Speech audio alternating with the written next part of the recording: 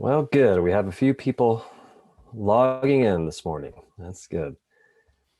Given the day, I didn't know who was going to show up. Thanks for being here. Welcome, everybody. While you're joining, we invite you to, we want to know where you're from. It's always fun to see where everybody is from. We'd ask you to, in the chat, type in where you're coming from and maybe what's the weather today out there. I know we're enjoying some warm, sunny weather in Kansas, so of course I wanted to share that. But we'd love to see where you're coming from. Great to see you, Kate, Alejandra, Ken, welcome.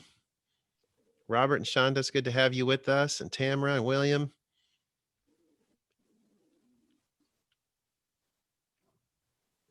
Argentina, welcome. All right. Fantastic.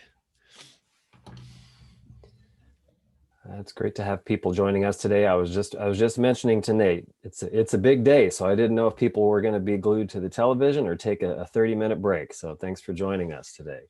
For those of you that need a break, we're here to offer it. That's right. That's right.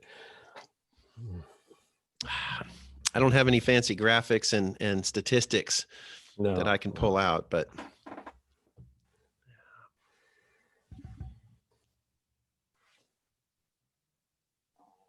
we'll be starting here in another minute or two. And again, if you're just joining us, we'd love if you'd share in the chat where you're coming from today, so we can see where our listeners, where our audience is from today.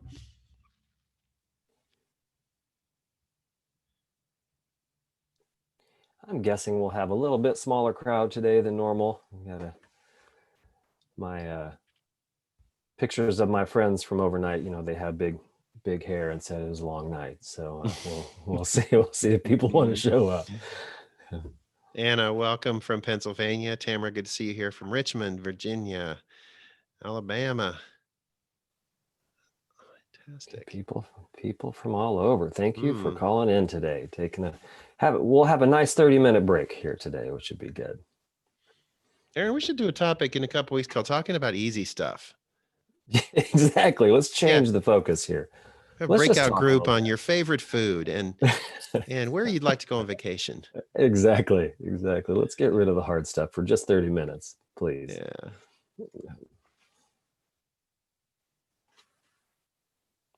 All right, a few more, a minute or maybe just less than a minute yet to give the last few people a chance to join.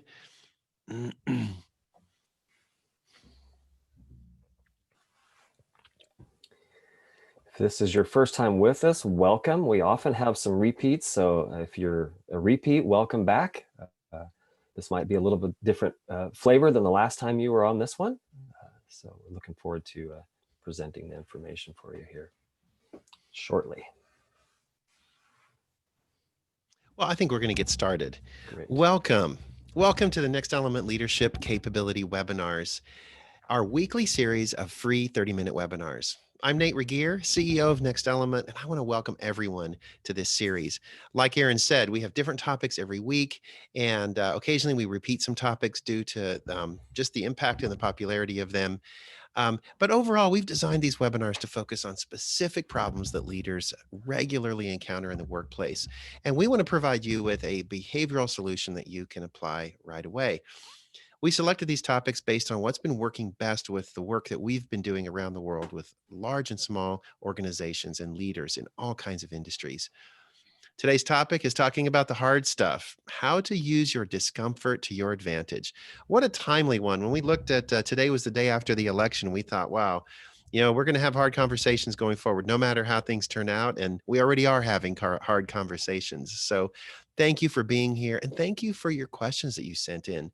We hope to address most of them during the webinar, and we're going to have time at the end for questions. So if you don't get your question answered, please stick around and ask it. Also, it's okay to ask questions in the Q&A or to make comments in the chat along the way. I'm going to be producing today and supporting Aaron behind the scenes, so I'll pay attention to what's going on. And like Aaron asked me, please interrupt. I promised I would interrupt him if something really, really juicy came along, and he's ready and willing to address those topics.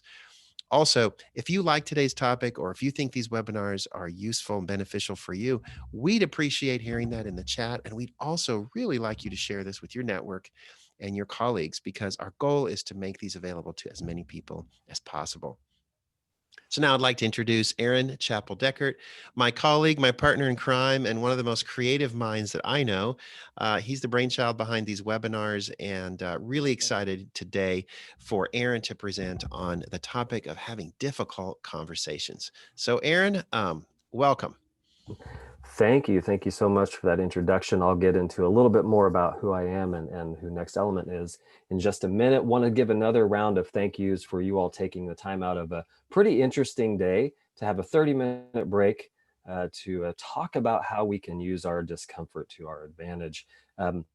If you're like me, I'm a little bit uncomfortable right now. So it's great timing for us to have this discussion. And I do want to point out at the very beginning that I don't want to mislead you. Nate or I don't want to mislead you thinking that talking about hard stuff that we have the final answer to solve all of your problems. What we're going to be covering today is really the crucial first step.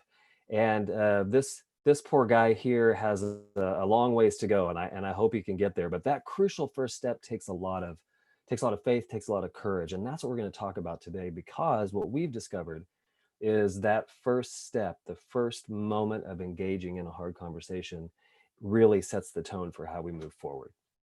So that's the focus of today, and if that's interesting to you, please stick around. We will go into that in a little bit more depth. I mentioned the elephant here was chosen a long time ago. This really has nothing to do with politics.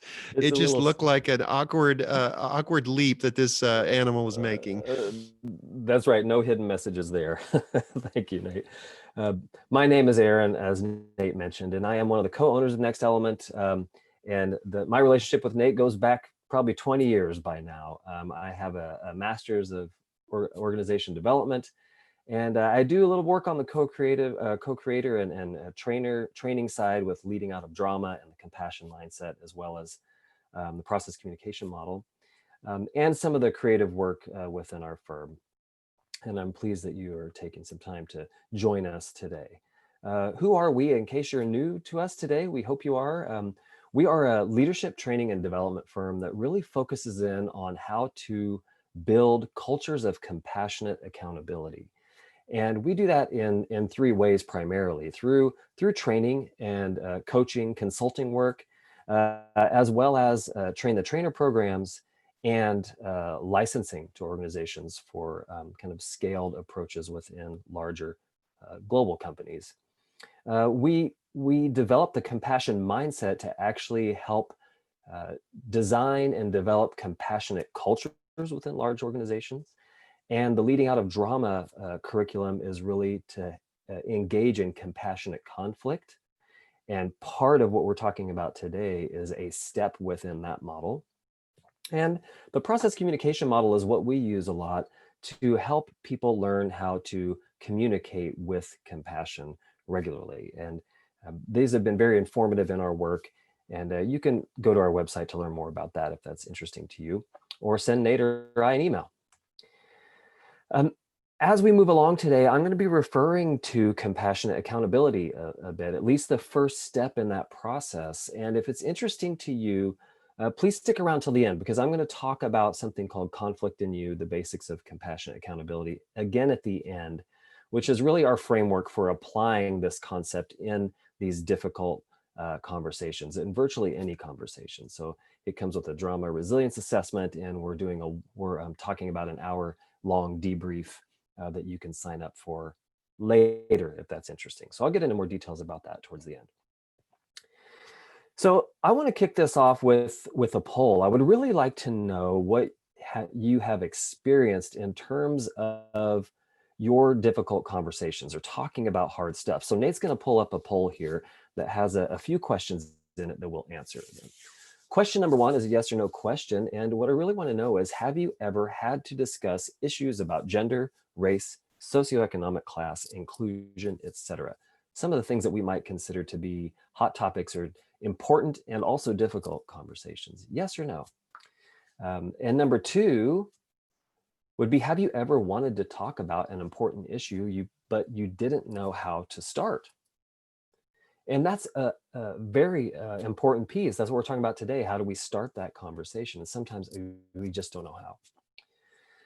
And the third one is, have you ever started a conversation knowing you see things very differently than the other people or the other person you're going to communicate with? And lastly, have you ever engaged in a conversation about the election or politics and ended up frustrated, angry, scared, or misunderstood? Um, we have the votes coming in here, which is great. We'll give you another minute or so, maybe half a minute, because there are a few questions to think about. Love to hear your responses. And as soon as we get a few more, I think Nate will present them to us.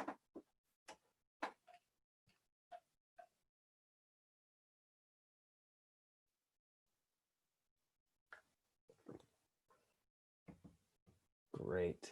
Thank you. So we can see that by and large, for that first question, yeah, most of us have really felt like we needed to have this discussion around some of these hot topics. Um, Around 95% of the group, which is really great. So we're familiar, and I like to see that. So we're all on the same page here. And 100% of the people who did answer said that didn't quite know where to start. And I'm with you. Nate and I are both with you. We've had some of these difficult moments, and it can be challenging and uncomfortable. The third one, again, close to 100%. That's difficult, especially when you're going into something where there's strong opinions or there's a differing or dissenting view from what you have. And four, right, okay, so we're getting close to a different kind of split there, right? Around 2/3 of the group um, have engaged in conversations about the election and ended up frustrated, angry, scared, or misunderstood. We have a lot of division right now in our country, and this, it doesn't surprise me that many of you have had that experience. I certainly have as well. So we're going to dive in now to talk about uh, things that clearly we've all experienced at one point or another. Thank you for sharing that. It really helps me understand where we're all coming from. So what we like to point out here is what's the difference between what we're proposing and what we normally engage in. So what I mean by that is when you have had those experiences that we just did the poll on, really we often then start figuring out, how do we understand this problem? What is the issue? And we try to figure it out, sometimes with our opinions and beliefs, sometimes with facts and data and information, and we work very hard, like this lovely person here, to try to create the right solution.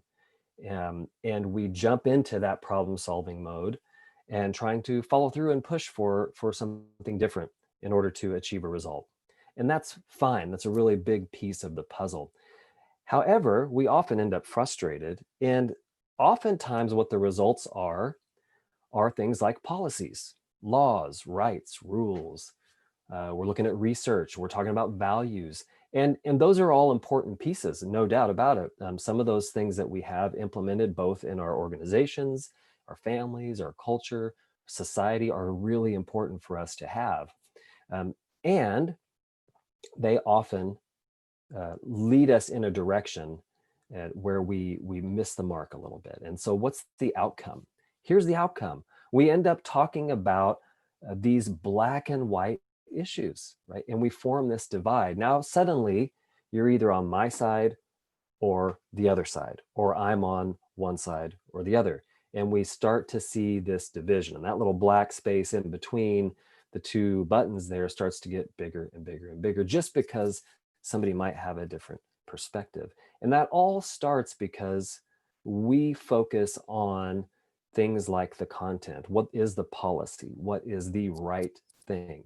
And again, those are important. But what we're going to propose is a different approach. What is the crucial first step to get along the road of a different outcome here? So, how we start makes all the difference to us. And the big reveal here is that the thing that we skip over first is usually emotional, because it's so uncomfortable. So this is what we mean by how we can use our discomfort to our advantage. Starting there first will make a big difference. Can we identify the emotion or the feeling that we are experiencing as leaders before we even have the conversation about inclusion. If I can do that and I can name it and share that with someone, I guarantee you that the conversation is going to go in a different direction, especially if what I normally do is just start putting out research, data, policies, and rules.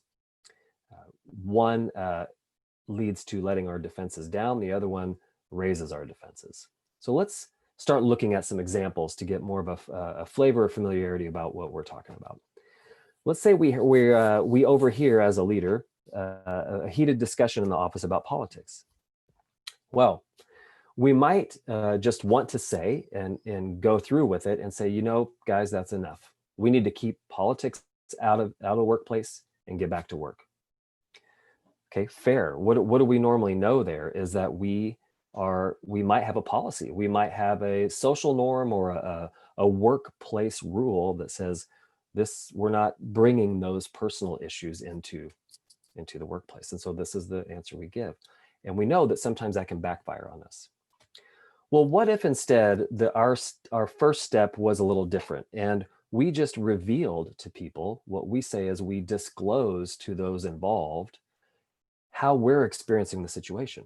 So we say, I feel nervous, or insert your emotion there. Maybe it's anger, maybe it's concerned, maybe it's afraid. I feel nervous about how political conversations will impact our team, and I want to feel confident where I work. Maybe then the next phrase means more. Hey, so that's enough. Can we get back to work and keep politics out of it? Or maybe it goes in a different direction.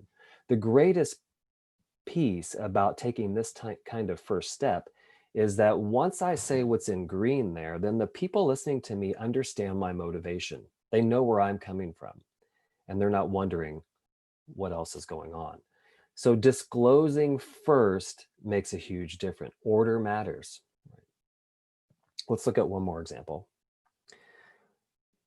Let's say there are strong views, and you might have one yourself, about wearing face masks, very appropriate for right now. And typically what we might experience then, I know I've done this, is I just behave in a certain way versus saying something. So I'll just be silent because I don't want to cause problems, for example. Well, then I go about my business and I'm the one experiencing a lot of distress and stress, and the problem still lingers. We're not having a real conversation here. So what if I start here and I say, I feel scared because I want to feel positive that we can tackle this openly and safely.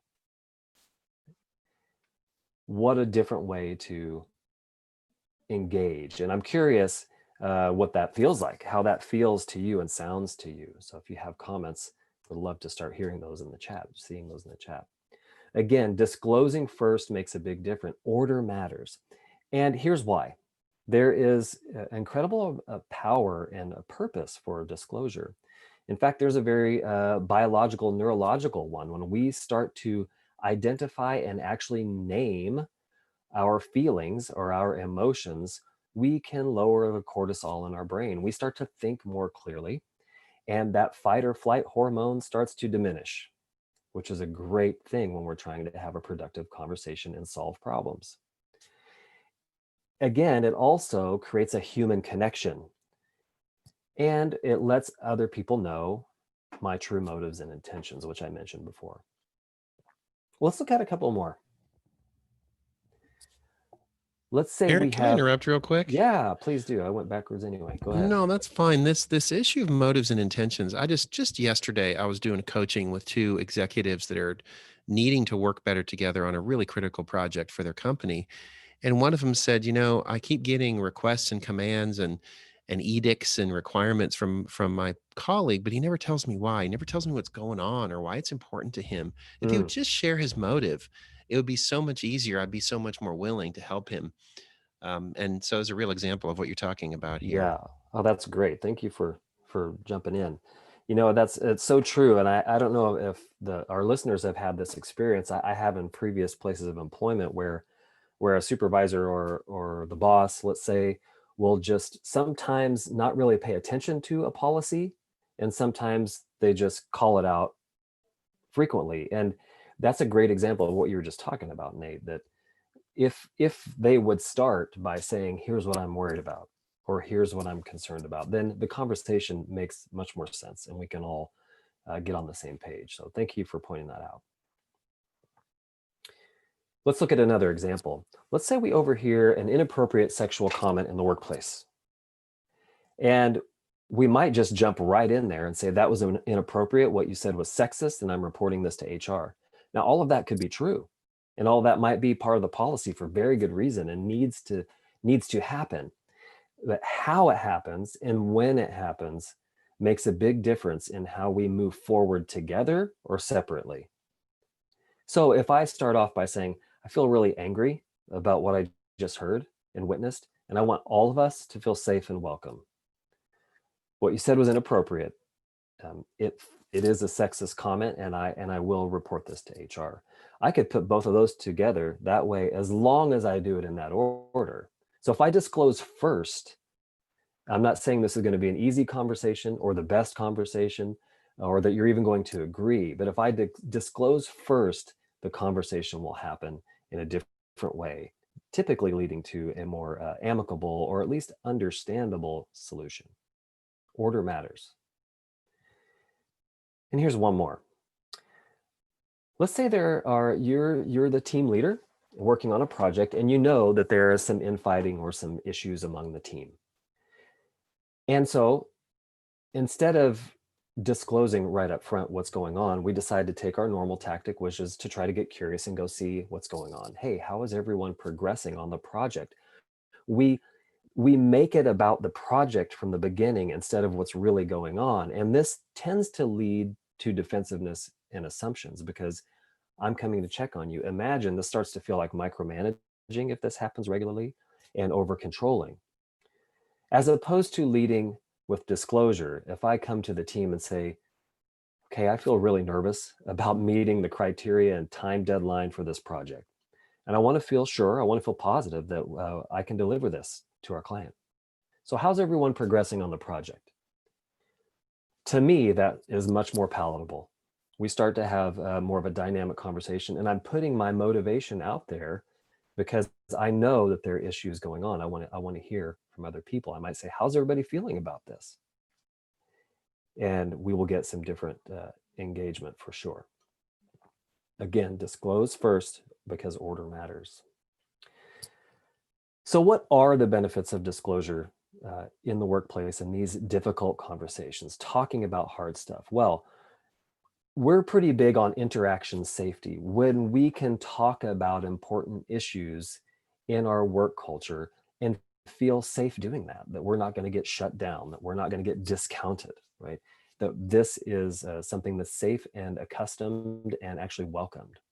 It reduces defensiveness when we do this. Again, stating that emotion, talking about where we're coming from first is great role modeling as a leader, and people reduce their defensiveness.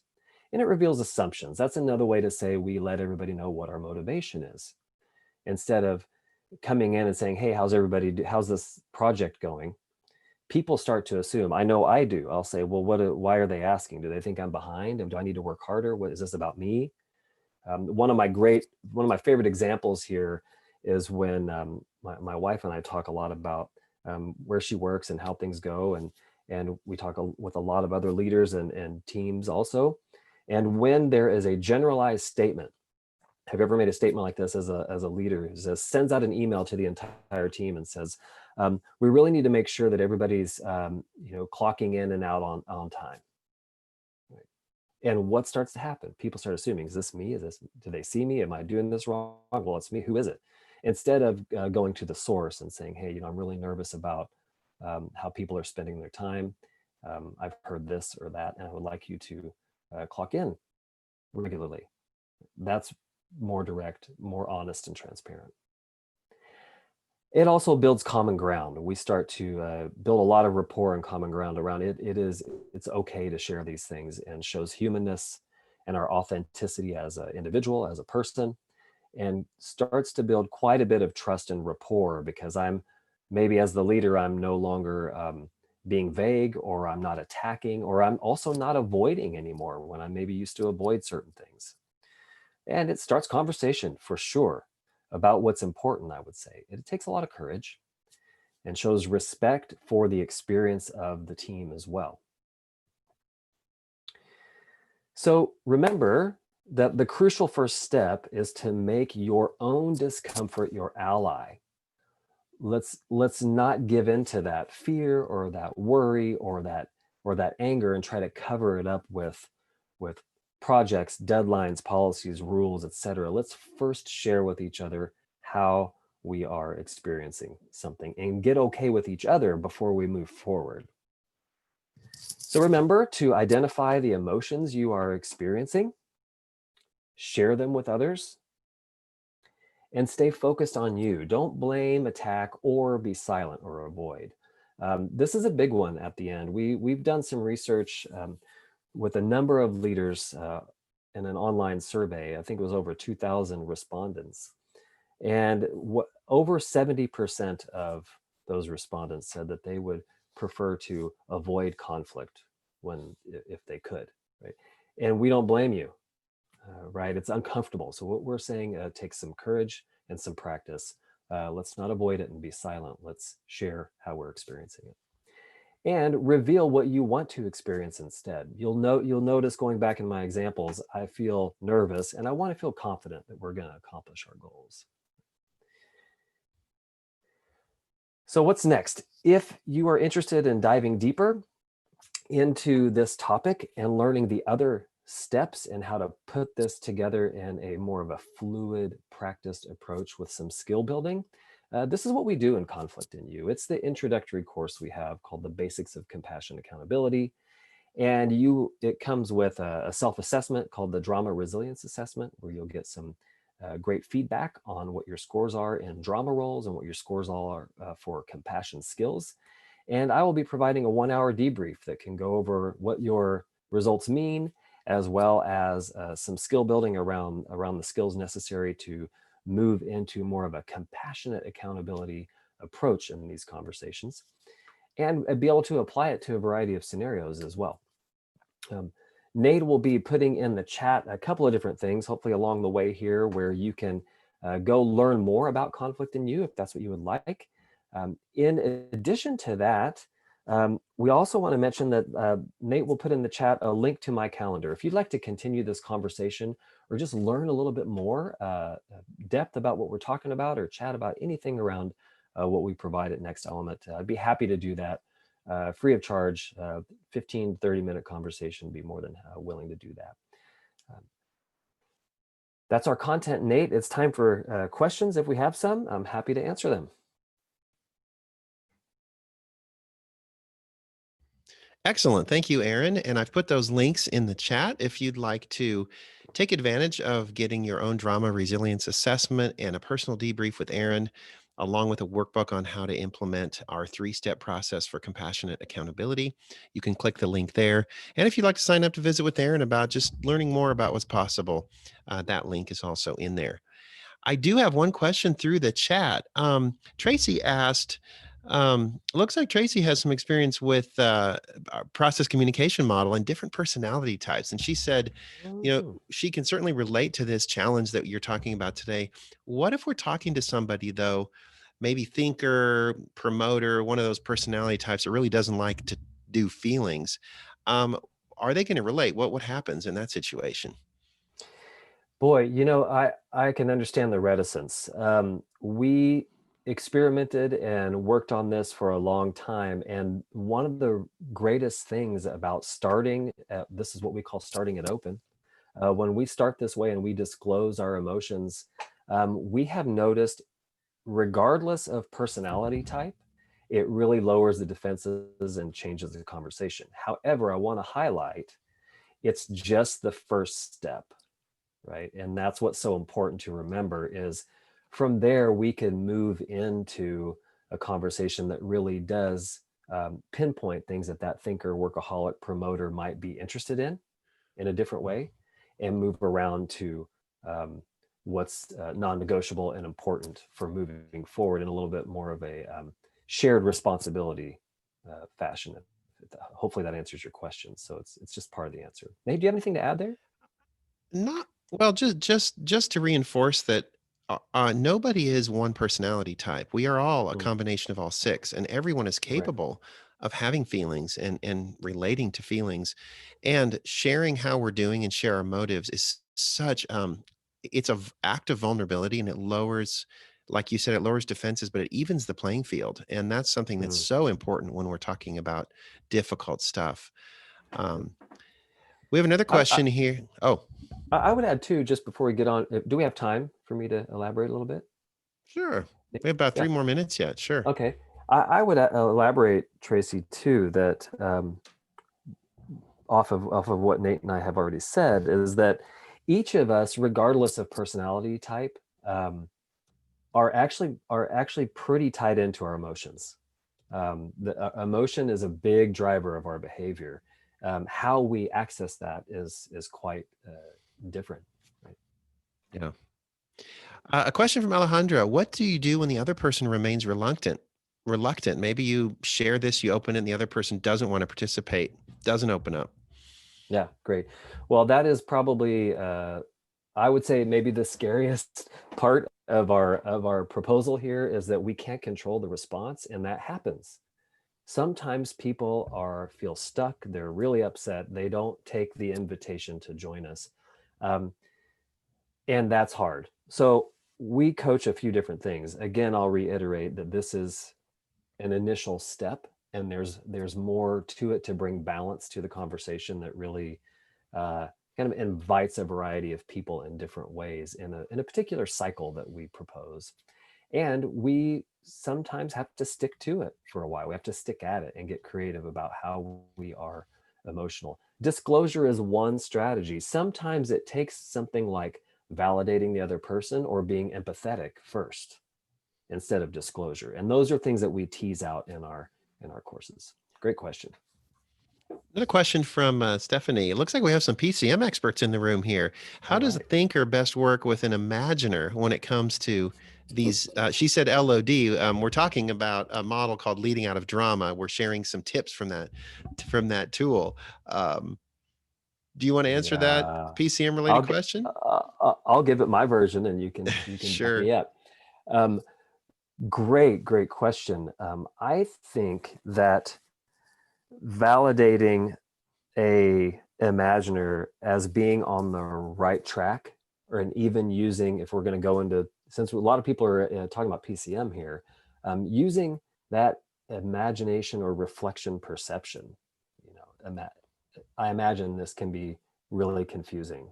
Those are can get very specific around using the tools of PCM and LOD combined, which is magic. But Nate, Yeah. what would you say?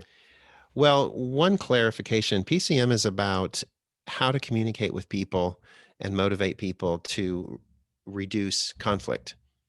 LOD is about how to actually engage in conflict when everybody is okay and Mm, and preserve that relationship. So um, we call it plus plus conflict is really a different dynamic. And the three-step process that we teach in LOD hits all six personality types in one way or another. But it is critical. It's very important that everyone is able to access emotions and our emotional response to conflict because it is emotional. It's everyone can do it. It doesn't mean it's easy, but it's still very important that we find that place in our personality where we can do that. absolutely. If it were really easy, I suppose we would not have a job, Nate. Yeah. Um, all right. We have let's see, we've got those two questions. Any other questions here? I'm looking here. I think we've covered everything. Appreciate your just your comments about how this is relating to you. Again, we'd love to hear from you um if this topic is resonating with you or if you would like other topics that we could present. We're about out of time, but we'll certainly stick around here for a few minutes if you have any questions and appreciate all of you coming today. Thank you very much. Great questions, great engagement, and check us out again here next week. Let's see. Do I have a slide for next week? I don't think I do. Nate, are you up next week? Oh my goodness. Let's see. I will. I think you are, but I don't remember. Next week, I'm up. Yeah, we're going to talk about safe honesty versus real honesty. Wow. Mm. That's really taking That's a the good next one. step from today and talk about what Yep. do we really disclose when we're trying to be honest and when it matters most. Appreciate, would love to have you on that call. Yep. Absolutely. Well, okay. Thank you, Nate. Thank you, all your participants, and send us an email if you have questions. You can schedule a time with me or check out Conflict in You. Check out the link that Nate put in there if you want to dive deeper. Great to And have you all. Tracy, we didn't get to your last question. I'd love to answer by email. Feel free to email us and or give us a call, and we can certainly talk through that because we do have something to say about that. Yep, for sure. All right. Thank you. Take care.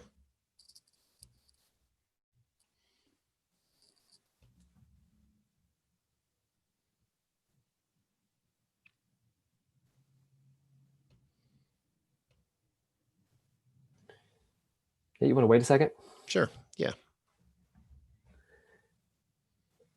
I didn't catch Tracy's last.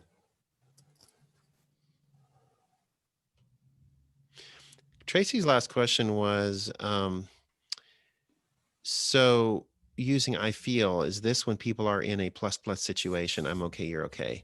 And so, Great question. It's a good question. and yes, LOD has an approach when someone else is in distress and an approach when they're not. Two different ways of dealing. Yeah. Cool. All right. Well, I think we're good.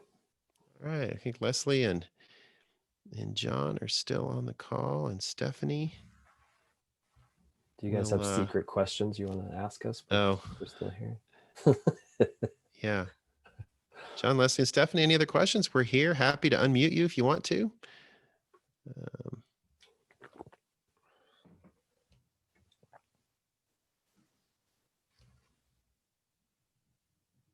Gonna allow them to talk just in case. All right, Stephanie's gone. Yeah, it'll be okay. As long as it doesn't go into 2021, that would be an issue for me. Me too. I'll remove all right, them. cool. Probably on to other things. Yeah, we're good to go. All right, I will edit this video, take this part off, and get it up there. All right. Hey, thanks, Nate. Yeah. Any quick feedback? Love the poll. That was great. That's pretty good, huh? Yeah, it's good. Good interaction and stuff. It seemed like, and good questions. That Tracy is just really engaging. Yeah, dadgum, she's engaging. I wish she would engage us on the phone or something. Yeah. Awesome. No, I thought the topics went good. It was the relevant content was nice. I'm curious how you felt about it. I feel good about it. It's easy. I would like what I thought is I would like to if we repeat this, I would like to have a story or scenario that goes throughout. That's what I felt like was missing. Yeah. Otherwise, it's just content, really, you know. Yeah. And I think it's short enough that people kind of stay with it. But having that personal story, that hook, that's I'm seeing that all over in terms of just advice for these kinds of things. We have to have a personal connection. Yeah. And we can almost. I think I loved when you started one or two times ago with. I'm kind of embarrassed to admit this, but here's and I like that because it kind of sets the stage for. I've been kind of forcing myself. The very last bullet of my introduction of who I am is the story. Yeah. Like in that one, I said, I'm a natural born chameleon, or that I struggle with this too.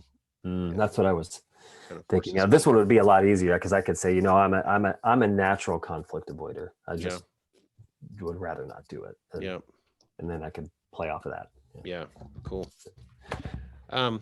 Or maybe a specific example where you avoided conflict, or you didn't have the tough conversation, and what happened.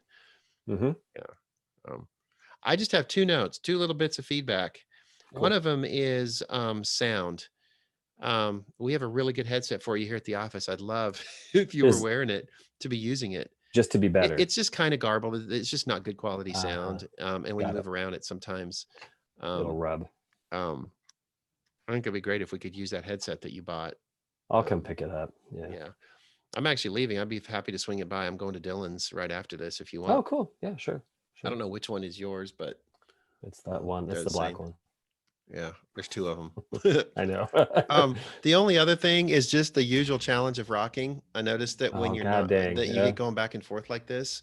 When you stay still, I noticed you used your hands more, which was fantastic. Okay. But it's just one of those Just things. My little ticks. Yeah. My Good Rain stuff Man. though. Good stuff, Rain Man. I call it That's my back Rain and Man. Yeah. Thanks. Cool. Yeah. All right, man. What you got the rest of the day? I'm gonna try to make some time. We're gonna head to Wichita a little bit later. Go take dinner to my father-in-law, and I want to return some things at the store. And I got some data cables. I got in my that whole microphone kit for the phone. Oh yeah. And we were playing with it last night. And the adapters for the iPhone, I got generic ones, and they don't work. They don't transmit digital sound right. Oh, geez. So go exchange those, and it's really sweet. I can't wait to start using it. Oh, that's awesome. That's awesome. Yeah. Did you get outside yesterday afternoon? I did. Nice. Might try to get out again today. It's beautiful. Oh man, I know. It's great. Yeah. All right, man. Thank you. Yeah. I hope you have a good rest of your day. Yeah, I got the LOD.